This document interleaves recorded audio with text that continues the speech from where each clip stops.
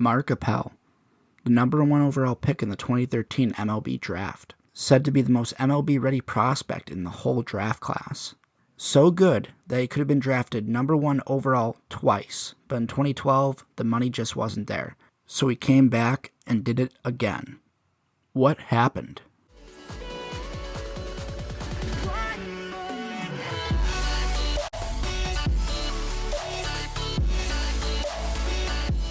What's up, guys? It's Brett with Baseball Prospect Analysis, and today we're going to talk about Mark Appel. I do apologize for the late upload. It's definitely about 2 or 3 weeks longer than I wanted it to be, but what can I say? Work has been absolutely nuts recently, and I did have a small dental procedure done, as well as I'm going to have another one done in the future, so hopefully that'll take care of that situation. I'd also like to thank you guys for all the support. We are so close to 2,000 subscribers, and that is absolutely crazy to me. To think that I was only at 200 subscribers only 2 months ago, crazy, guys. Anyways, let's get into it. Mark Appel was a 6'4", 185-pound right-handed pitcher out of San Ramon, California.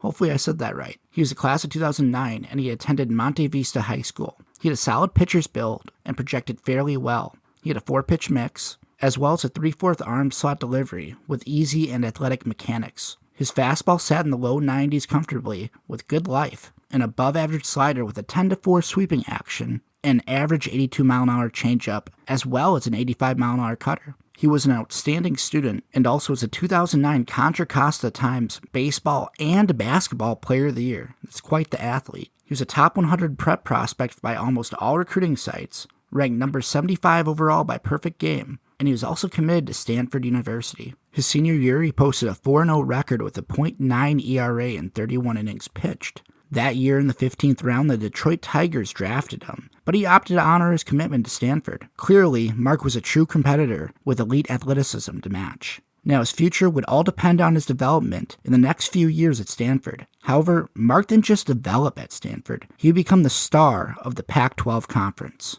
Appel would make an immediate impact upon his arrival in San Ramon. Featured as a spot starter and reliever, the freshman would start out hot, giving up no runs in his first appearances. Eventually, he would cool off as the season progressed, but still would end up turning in a solid year for a true freshman, finishing with a 2-1 record as a starter and a respectable 3.45 ERA as a reliever. Though these were not dazzling numbers, Mark had shown glimpses of his elite potential throughout the season.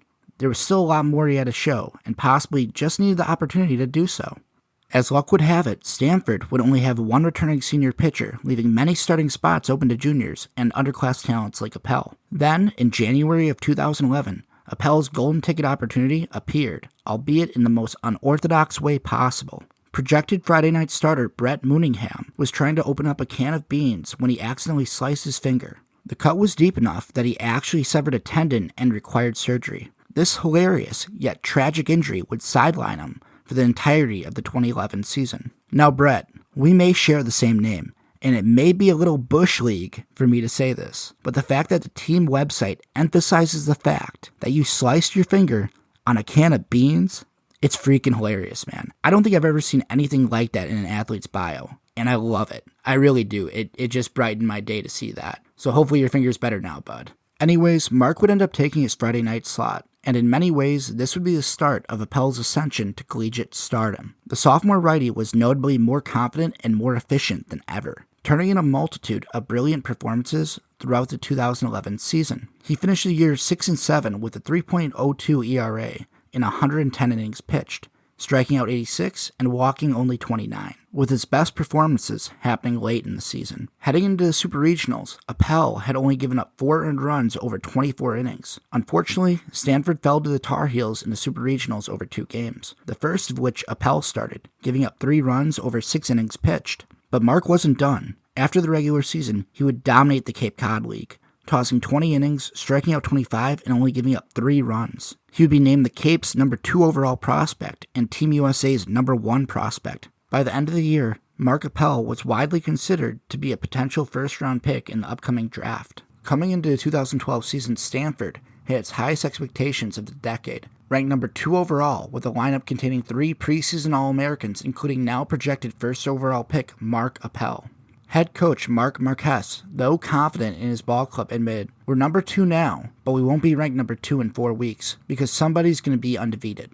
His predictions would prove to be somewhat true, as Stanford would fall to Aaron Judge and Fresno State in Week 2, but they would hold their number 2 spot. That is, until Week 6, where Arizona swept Stanford, knocking them down to rank number 6. Over a fairly successful season, Stanford would struggle to break the top 10 after Week 11, and finish with a number 12 overall ranking, with a 41-18 record.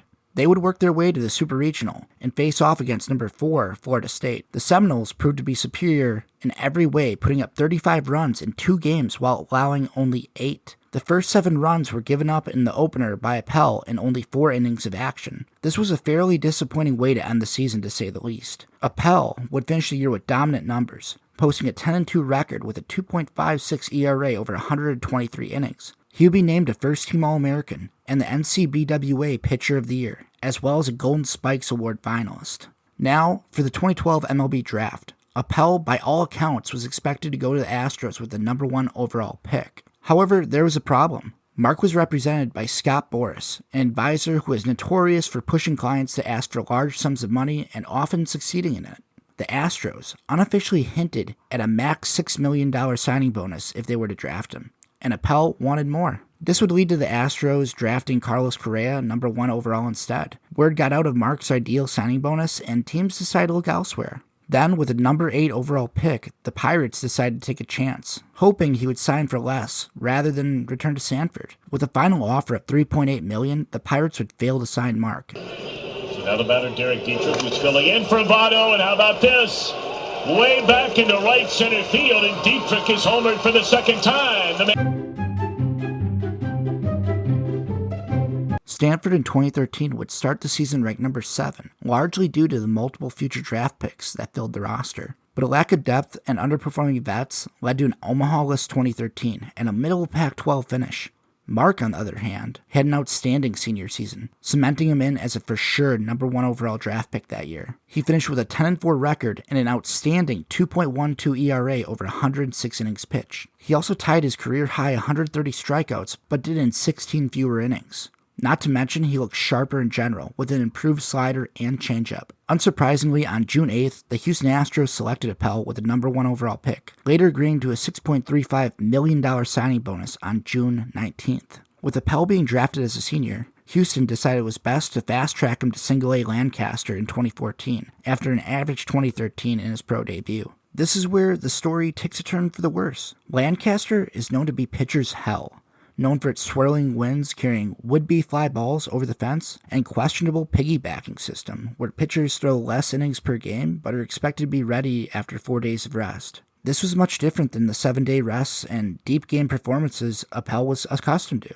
To say that Appel just couldn't adapt would be sugarcoating it a bit too much. He was nothing short of awful. MinorLeagueBall.com went as far as to compare him to a piñata at a children's birthday party, getting hit so much that he would surrender 3 or more earned runs in 9 of his 12 starts. With a prospect like Appel, many would argue you shouldn't scout the stat line. But it wasn't just the numbers, his stuff was lacking. Ron Shaw of Baseball Prospectus attended 3 of Appel's starts in Lancaster, producing a fairly critical report, stating his fastball sat 92-93, but mostly just grooves offering over the plate. A future 60-grade changeup with good deception and an average slider that was often flat and left over the plate. The most concerning part of the report regarded his mental makeup, explaining that despite the ongoing hit frenzy, Appel showed no emotion whatsoever, almost as though he didn't care and was just pitching a bullpen session. But he did care. He was just at his wit's end.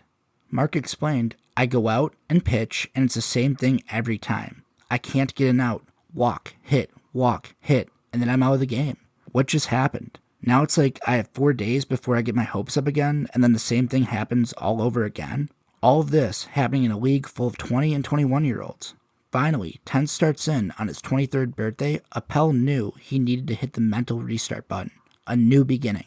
He had had enough. His upcoming start against Visalia would be the difference. The first of many steps towards the major leagues. Well, that didn't happen. He actually managed to do worse. It was easily the worst start of his baseball career, lasting only 1 1/3 innings, giving up 7 runs on 7 hits and a walk. Appel walked off the mound, embarrassed, enraged, and confused. And after watching the next inning, he couldn't take it. Mark left the dugout and locked himself in the clubhouse. With tears streaming down his face, he proceeded to scream until his voice went hoarse. Wiping his eyes, he noticed a particle board panel about 60 feet away from him. Below him, a baseball that was just asking to be hucked. With no second thoughts, Mark grabbed the ball, chucking it nearly 100 miles an hour, piercing the board, leaving a baseball-sized peephole behind it. That felt good, Mark thought. I need more of that. As he proceeded to grab a large box of 80 baseballs, gunning one after another until over 30 minutes had passed. Now, out of balls, an exhausted Appel sat breathing heavily when seemingly out of nowhere, teammate Josh Hader appeared. Hader had been in the bathroom stall the whole time, but was too afraid to come out during the whole ordeal. The two shared a laugh, and Hader returned to the field, leaving Mark alone again. This time, in silence. After the game, manager Rodney Linares would reassure Appel that he would be fine and that he now owed the club $600 to repair the damage. To Mark, the price seemed a bit high, so he offered to repair it himself. Houston, recognizing his struggles, knew they had to move him, and despite possessing an ERA just shy of 10, they promoted Appel to the Double-A Corpus Christi Hooks. It should be noted, however, that this promotion did not come without controversy. Multiple news stories questioning the ethics of Houston streamed throughout the week. Many centered on Josh Hader, who is now 9-2 with a 2.7 ERA being left in Lancaster, while the underachieving Appel was promoted. The promotion seemed to work, as Appel's stats greatly improved, and his stuff on the mound was trending back to what it once was. His fastball was topping out at 97 early, but would dip back down to 90-ish as the game progressed. And the off-speed stuff was becoming more consistent. He ended the year with a 3.69 ERA in 7 starts with Corpus Christi, and 1-0 with a 2.69 ERA in Fall League. And impressed Linares expressed, he's ready to move on from what happened last year. I expect him every time we give him the ball to go out there and compete and beat Mark Appel. Heading into 2015, Mark and the Astros had elevated expectations. This was a year where things changed. He ended 2014 solid, and now it was time to take that next step towards greatness. But once again, the expectations were not fulfilled. In Double-A, Mark posted a 5-1 record, but had a 4.26 ERA and only struck out 49 while walking 23. With this, Houston still decided to promote him despite the below-average numbers to Triple-A Fresno. There, he finished 5-2 with a 4.48 ERA in 68 innings. Though not awful, the numbers were certainly nothing to boast about. Most major scouting services kept him in their top 40, but acknowledged the fact that he may be the middle-of-the-rotation guy now, and no longer the frontline starter he once was projected to be. He still had the frame, the velocity, the plus off-speed, and the stuff in general that made scouts fall in love with him in the first place. So what was wrong? What wasn't working? Some believed his mental makeup wasn't strong enough, or just wasn't cut out for the part. Others felt he still needed to learn how to truly pitch, rather than throwing and relying on stuff. And a select few believed he was a ticking time bomb, and could potentially become an all-star overnight. The Astros, however, were no longer interested in finding out the answer. On December 12th, the Astros traded Appel in a 7-player trade to the Phillies to acquire closer Ken Giles. They needed to use the upside Appel still had for leverage in this trade. General Manager Jeff Lucknow stated, "Our primary objective this season has been to add quality arms to our bullpen. But for Mark, there's a silver lining to this trade. It would give him new scenery and a whole new organization. Maybe, just maybe, this is what he needed." 2016, though? 2016 would not be that year. On May 27th of 2016, Appel would be placed on the DL due to a shoulder strain that ultimately ended his season. He would end the season 3-3 with a 4.46 ERA in 38 innings, walking 20 and striking out 34. The lack of production was largely based off his now below 90-mile-an-hour fastball. While rehabbing his shoulder in late June, the Phillies noticed an elbow injury, which required Appel to get bone spurs removed and a 4 to 6 month rehab. Though unfortunate, this would still allow Appel to potentially be ready for the 27 spring training. Once again, Mark would prepare to start fresh and break out in his 2017 season. But much like prior seasons, Mark would struggle greatly. His 2017 season was one of his worst, posting a 5.27 ERA with a near 14% walk rate before heading to the DL again with a shoulder strain. After this year, many viewed keeping him on the 40-man roster as a waste due to the Phillies' excess amount of solid prospects. And an understandably frustrated Appel saw the writing on the wall. So he decided his own fate by stepping away from baseball as a whole on February 1st of 2018, stating, "I don't know what the future holds. I'm pursuing other things, but also trying to become a healthy human. I'm 26. I have a Stanford degree. I have many interests beyond baseball, which I still love, but I have a lot of things I care about, explaining that even though he loved baseball, the sport made him feel fairly isolated, and that he needed to move on for an indefinite period of time. He didn't see a path to getting healthy, and stepping away felt like the right move. Despite the what-ifs, Mark believed he was exactly where he was supposed to be. When asked about being the biggest MLB bust of all time, he replied, "It depends how you define it, but I probably am. I had high expectations. I didn't live up to those for a number of reasons. If you want to call me the biggest draft bust, you can call it that." But in his eyes, the MLB dreams weren't worth the toll, explaining, if you're in an isolated place, you're hurt and emotionally unhappy, how much is that worth to you? By leaving baseball, Mark Appel became one of 4 number 1 overall picks to not reach the MLB, the others being Steve Chilcott, Brian Taylor, and Brady Aiken. The former number 1 overall pick Mark Appel was now a soon-to-be businessman with a prestigious Stanford degree. Despite the busted baseball career, he certainly had a bright future ahead of him. Alright, so now that story time is over, we must take a look at what happened, and possibly answer the question of why it happened. Unlike other prospects I've covered, Appel already has several universally accepted factors that led to his demise. These have been both confirmed by himself and other media outlets, the main ones being injuries, mental health, and lack of command. Injuries are fairly unavoidable without hindsight, mental health was confirmed by Mark himself, and command became an issue as his career progressed. So what else is there? Believe it or not, a decent amount. But before we get into this section of the video, as always, I must express that this is just my opinion. Feel free to disagree with me, and take everything I say with a grain of salt. Now, let's get into it. Factor number 1, Stanford. Ever since the conclusion of his sophomore year, Appel had been the big man on campus. And even in high school, he was a 2-sport phenom that everyone knew. Yes, there was pressure to be the best, but there was also never concern about him failing.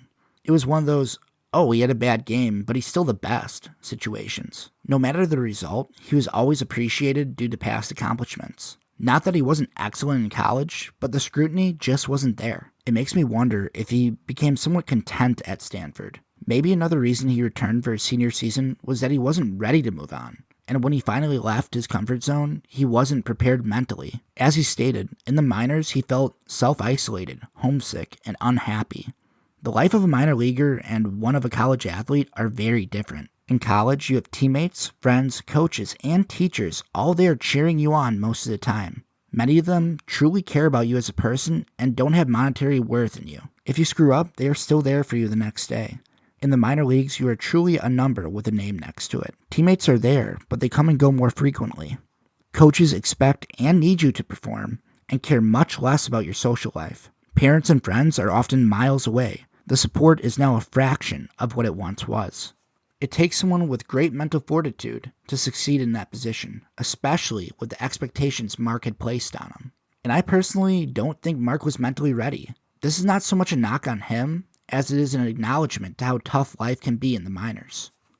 Factor number 2, adjustments. Though not widely discussed, the Astros had Mark make 2 major adjustments upon becoming a professional athlete. First, they changed Mark's fastball. A fastball is a pitcher's bread and butter. They rely on it to open and close counts. It's often the pitch they trust the most and build their other pitches off of. Mark grew up throwing a 2-seamer, stating, "I've only thrown a 2-seam my whole career. It's a little abnormal. That's just how I started throwing a ball when I was a kid." The Astros, however, preferred he switch to a 4-seam and use that as his main fastball. This truly perplexes me, as a kid dominated college and truly needed that extra movement due to his lack of deception as a pitcher. It's not like he was throwing upper 80s out of college and needed a fastball that could sit higher. His 4-seamer also lacked any action and was fairly flat, making it easier for opposing batters to barrel up. The second adjustment came mechanically.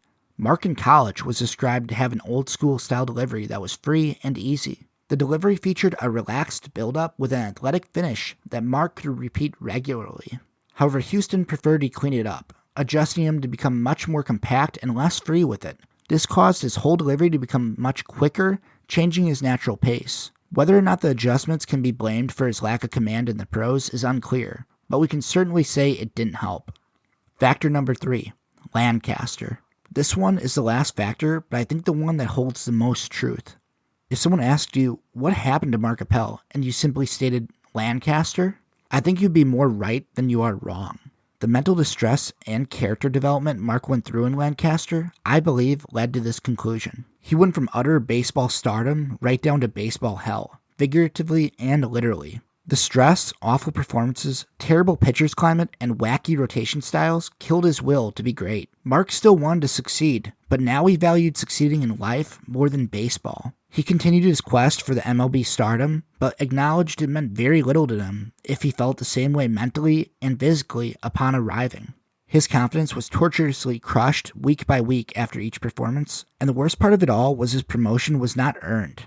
The promotion was to simply save him from further embarrassment in Lancaster. The media, Mark, his teammates, and his fans all knew it. This, I believe, was Mark's breaking point. If Mark never went to Lancaster, I do truly believe things would have been different. Would he be an MLB All-Star? I couldn't tell you. But one thing's for sure. If Lancaster didn't happen, Mark would have entered AAA and maybe the MLB with a completely different mindset and a much improved state of confidence. Finally, 3 years later, in the year of 2021, it seems Mark Appel is ready to return to America's pastime. And I really do love the way he's doing it. In late March, he announced, "I've made my peace with who I am. What's happened in my life, what's happened in my career, there's no bitterness, resentment, or regret. I'm here for the love of the game." He had underwent shoulder surgery and prepped 2 years essentially to be mentally and physically healthy enough to play the game he loves again. But this time, he was playing for himself. Not to meet others' expectations or live up to his draft selection, just to ultimately enjoy the game and have fun. It is truly a refreshing thing to hear, and I'm personally very happy for Mark. He's currently in AA playing for the Fightin' Phils, activated as of May 3rd. So far, he's only thrown 4 1/3 innings, walking 5, but striking out 6. So not an amazing start, but I'm interested to see how his year plays out.